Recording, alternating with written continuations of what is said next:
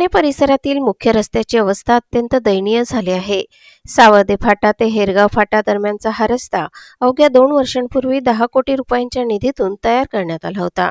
मात्र सध्या या रस्त्यावर ठिकठिकाणी मोठमोठे खड्डे पडले असून नागरिकांना मोठा त्रास सहन करावा लागत आहे।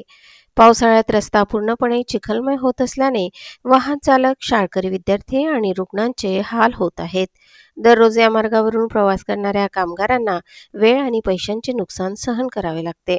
रस्त्यावरील धुळीमुळे लहान मुले व वृद्ध नागरिकांच्या आरोग्याचा प्रश्न निर्माण झाला आहे। या गंभीर समस्येबाबत नागरिकांनी यापूर्वीही सार्वजनिक बांधकाम विभागाकडे तक्रारी केल्या होत्या, तथापि अद्याप कोणतीही ठोस कारवाई झालेली नाही। या पार्श्वभूमीवर माजी सैनिक महेंद्र गोकुळ पाटील यांनी प्रशासनाकडे निवेदन सादर केले। निकृष्ट काम करणाऱ्या ठेकेदारावर कारवाई करून रस्ता तातडीने दुरुस्त करण्याची त्यांनी मागणी केली आहे। प्रशासन याकडे गांभीर्याने लक्ष देणार का, असा प्रश्न आता ग्रामस्थ उपस्थित करत आहेत।